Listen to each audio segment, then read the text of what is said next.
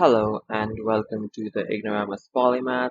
Today is episode 6 of the secondary economics series, and today we're going to be talking about factors that may shift the supply curve. So, last episode we talked about supply curves, and the one before we talked about factors that may shift the demand curve. So, just like demand has factors that will shift demand curves, supply also has factors that will shift the supply curve. So without wasting any time, let's look at what are these factors. So the first factor is production cost. So if you've heard my last episode on supply, I did explain the idea of subsidy in the last episode, and I also brought in the production cost idea there as well. But I'll explain that a little more, right? So understand this, right? If you are producing something, you definitely have a cost for it, but where exactly does that cost stop, or what exactly are the costs? Well, it's way more than you might imagine it to be, unless you run your own business, then you definitely know what I'm talking about. While it may seem like, okay, so you just had to spend 20 for that silicon chip and then some other for that extra wires for that copper thing and other materials, and altogether maybe, hypothetically speaking, maybe you build a graphics card and it costs you like 100 taka worth of materials, and whoever is buying the product might feel like, okay, so, well, they're selling this product for 1000 and whoa, they only had to pay like 100 for it. While that seems like a plausible idea, it's not, because that's not the only thing that you have to pay for. When you're making something, you don't just have to pay for the raw materials, you also have to pay for things like the wages of the people making it, and then the energy, like electricity bills that you have to give. You have rent where you are making that graphics card. Maybe you're building it on a building in some like factory or something. You have to pay rent for that factory, and you also have to buy the machinery, which are pretty expensive machinery. And then you have to make sure that you enough build enough graphics cards to make sure that your purchase of the machinery that you did get is worthy enough, right? So all of these ideas together, it adds up the production cost, right? It makes sure that the production cost for one particular product is quite high, at least even compared to like the raw materials like that you have to pay. Like even if you take that and then you have way more that adds on to it because of the other things that you have to pay for it. So if you take all that into consideration, the idea goes as simple as that if production costs rise, so the idea, I'll first tell the idea and then I'll explain why it is that way. So if production cost rises, this means that sellers are less likely to sell their product, so supply reduces, right? And on the other hand, if production cost falls, then sellers will likely increase supply. Now let's talk about why this happens. This occurs because of profit. So if you remember what I talked about in the last episode, where I talked about it's all about profit and how much profit they can make, and that's why they're willing to sell as many products, right? So understand this. Say that graphics card, right? And say you're selling it for 500, and while you may think that it only costed 100 taka to build it. It didn't, right? So the consumers might think that, but it didn't. It actually costed you like 400 maybe, because you have to pay for the workers that were building it, and then you have to pay for the rent of the factory where you're building it, and then you have to also pay for things such as the electric energy and like electricity that you get, and other like the machinery that you're using to build it, and all those things. If you take all that into consideration, maybe it costed you 400, meaning that every time you sell a graphics card, you make 100 taka profit. Okay, that's more or less okay, right? I mean, it's not bad, it's not good either. So in these situations, you sell your product, right?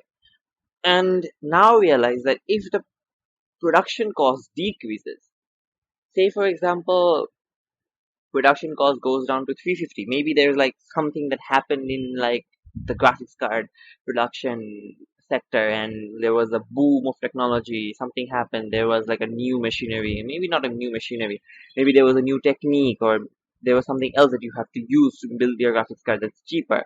So now you realize that, okay, that definitely reduces my cost. So the price is the same, for example, that price is the same, it's still 500, but now your production cost went down to 300 from 400, meaning that you have an extra 100 profit. So you're definitely going to be incentivized to, well, sell more because, well, there's more profit. Then you can build more and you can sell more. So that's the idea, right?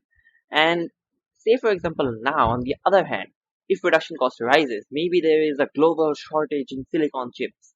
And then imagine that now the like your production cost increases to 450 because, well, silicon chips are expensive and etc etc. In these cases, what do you do? And like, what do you do, right? Yeah. So what happens now is that you won't be willing to supply as much as before because, well, it's less profit, and you don't want to sell off that many graphics cards at such a less profit. So you'll just reduce the amount of like supply. So that's why, like, that's how production cost affects it. So in these cases, if production cost rises, supply shifts to the left. Left. So easy way to remember is left means bad, or left means things are going bad. If right, it means things are going good for you. So yeah, simple way of understanding that. So it shifts to the left if the production cost rises, but it will shift to the right if your production cost falls, meaning that you have more profit and then you'd be willing to sell more goods, more graphics card at the same price. Understandable? Yes. And there are other things as well that really affect it.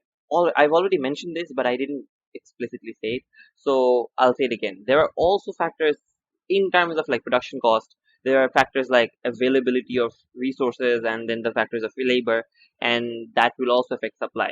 That's basically saying production cost increases. Well, how does it work?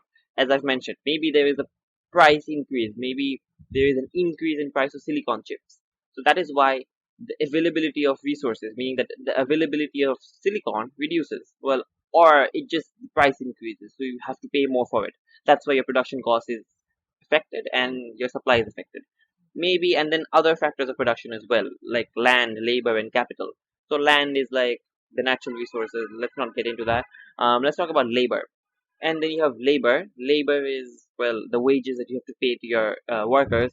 So imagine that suddenly the wages of workers has to increase, and that will also affect your production cost. So those things. Let's talk about the second factor, okay? That is indirect taxes. So what do we mean by indirect taxes? Indirect taxes are taxes that on your spending, which are VAT and duties. So how exactly does it work? It works like this, that you pay your state taxes and etc etc, depending on which country you're from, and so you already pay your regular state taxes. But indirect taxes are those that you have to give on your spending, meaning that maybe I want to get, well, this really amazing phone, smartphone, and I want to pay like some amount of money, maybe 30,000 for it. But, well, even if the producers are selling it for 30,000, maybe it's not good, or maybe there are some other reasons why um, they decided to put a tax on it, which I will move on in a while.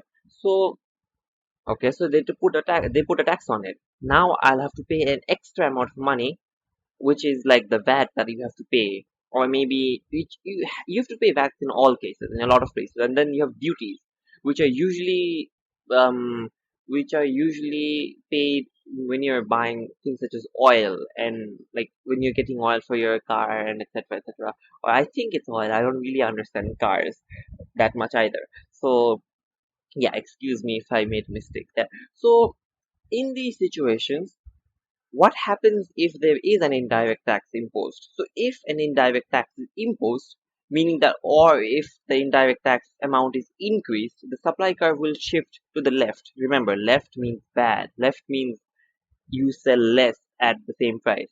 So, yeah, this represents, because why does this happen? Because it represents a cost to the firm. I'll move on to this in a while. And if the indirect tax is reduced, meaning that there was an indirect tax and now it's not there, this means that the supply curve will shift to the right because, well, this means that you have more profit. So now let's talk about how this works. So if the indirect tax is paid, I tried looking up the entire the idea of how exactly the indirect taxes are paid, and I think I found out something like your producers have to pay indirect taxes to the government, and the way they do that is by charging the consumers the indirect taxes in terms of like that, and then once you pay for those indirect taxes, they are able to pay the government the same amount, well, depending on what tax they're asked for. So how exactly does it work, right? um this means that if you impose an indirect tax on, say, Coca-Cola, this means that the price of Coca-Cola will have to increase because they will have to make up for that indirect tax in their prices.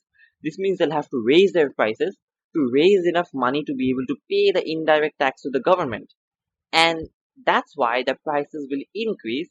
And you know what happens when price increases? The, well, demand decreases. But let's not talk about that right now. We're not talking about demand right now. That's one part of it. But the main idea is that if the price increases, it means that their profits decrease, right? So they have to pay more, and like, so now they have to also add in the indirect tax value to it, in their entire production cost idea. So now they have a lesser profit for everything that they sell. So if they have lesser profit, they're not willing to sell that much because, well, why would I sell that much for this much profit, this less profit? So I'll just reduce supply. And in other cases, when it's reduced, when the indirect tax is reduced, if the indirect tax is reduced, it means that, well, Coca-Cola doesn't have to pay for those indirect taxes anymore, at least not as much as before, or maybe not at all if they decide to completely remove the taxes, right? So in these situations, the profit increases because they're not having to pay for the indirect tax anymore. So since profit increases at any given price, they'll be willing to produce more. So supply curve shifts to the right.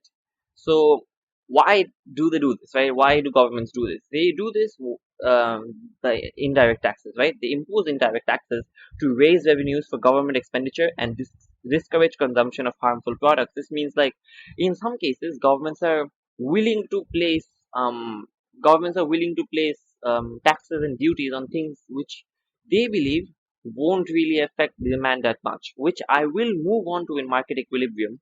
And another idea is that they want to discourage the consumption of particular harmful products like maybe cigarettes and alcohol and other sorts of, like, maybe drugs. Although drugs are sold in the black market, but yeah, I mean, you get the idea, right?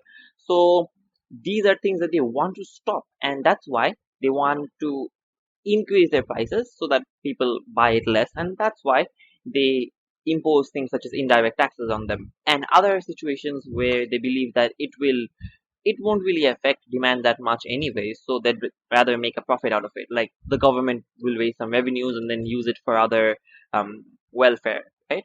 So, and then I've already talked about subsidy, but I did mention subsidy, but the exact definition of subsidy here is that money that is paid by a government or organization to make prices lower, reduce the cost of producing goods and services, usually to encourage production of a certain good. That's exactly what I've talked about in the last episode.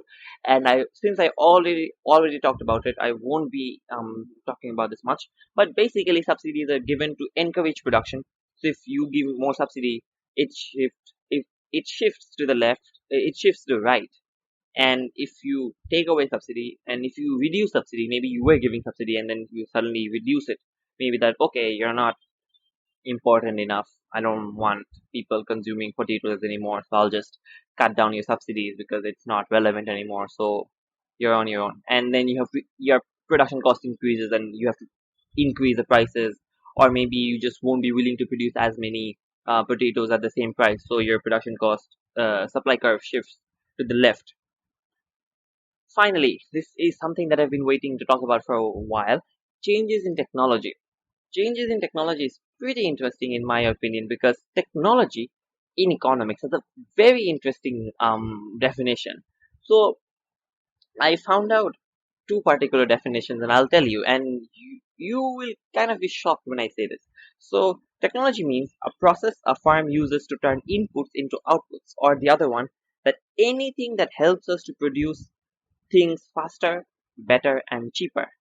Okay, so that's exactly what technology does. But technology has a different idea in economics, right? So in terms of like actual words, maybe when you say technology, you'd be saying something like, this is a new thing that like does something. So in terms of like regular ideas, most of us think that it works in sort of like the idea of hardware and like machinery. So there is like a new technology.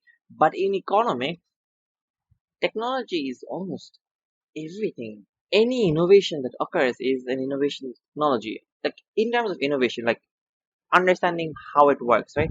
So I think I've mentioned this in the first or second episode, where I was talking about like there is a bakery, and then um there you have to bake cakes or something, and you have to like spread toppings and sprinkles on it.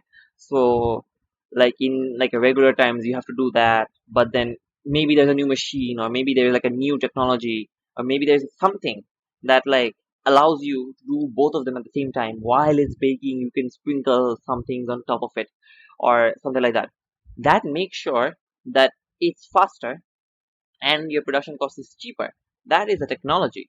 Or maybe something like, I don't know, a pen. A pen is a technology, because a pen makes it easier compared to like, I don't know, something else. And then um older pens or quills or something. Pen is a technology. And then compared to a pen, comparing uh to a pen, a keyboard and the computer is definitely a technology. So we all know these things, right? These are things that we know to be technology. But then, like, there are other things, right? So there are things such as assembly lines, and then there you have a better technique, and then the bakery topping thing that I already mentioned. But then that's not where it stops. You even have social and political things, such as language, money, banking, and democracy. These are also things that are considered to be technology in economics, because they believe that language definitely make something easier to produce, because if you have a language between all of your workers, productivity will increase, which means that it makes it faster, better, and cheaper. Meaning that if every worker, or if in the entire company all of them use the same language, maybe language also helps them reduce the like time that it takes to produce something. So in that case, language is technology. Money and banking and other sorts of like things such as democracy, these are all things, because it makes production, and it makes the production of anything faster, better, and cheaper. That is technology. So that's why I was pretty interested in like talking about this. So definitely better technology means more efficient and lower production cost. So that means that if technology increases, or if there is a better technology available, this means that your production cost, no, not production cost, your supply curve will shift to the right, because, well, definitely at any given price you'd be willing to sell more because you have more profit. And on the other hand, if there is no technology, or if there is like something that happened, although in I don't think it will shift to the left in any situation. It will shift to the right if there is a better technology. Otherwise, it will just remain where it is. So let's not talk about shifting to the left here. So last factor here, natural factors. You get this, right? In terms of like natural factors, we have weather, natural disasters, and I don't know how much pest you have in your field, and like good factors simply under like get this. Good factors shift the supply curve to the right, and adverse factors shift it to the left. So maybe you are an agro producer, you need a good weather, and you need like there not to be any natural disasters, and you don't want any, well, harmful pests in your crops. All of these things make sure that your production cost decreases because you're not having to pay for, like, I don't know, some sort of really expensive irrigation system, or maybe you don't have to pay for like that many pesticides. So you're not having to pay for those things, at least not as much as you'd have to if there was pests in your crops. So then production cost decreases, and simple as that. So I think that's it. Um, so yeah, if natural factors are good, then your supply curve shifts to the right because more profit. You're not having to pay as much, and then maybe there's something really bad, like maybe there's a drought in the area. In those cases, you barely have any crops. So then supply curve shifts way to the left because remember, left means bad because supply decreases and you'd be willing to sell less, and right means good. As simple as that. This is like universally in a lot of cases in production: possibility curves, demand curves, supply curves. Just remember this: left, or anything going left, is bad, anything going right is good because it increases, it's going better, it's becoming bigger, and it's becoming, well, way better and more innovative, right? So yeah, that's it. I think we're over for now. That was a long episode. So yeah, thank you very much. Thanks for tuning in. I wish you all the best in your journey of gathering knowledge.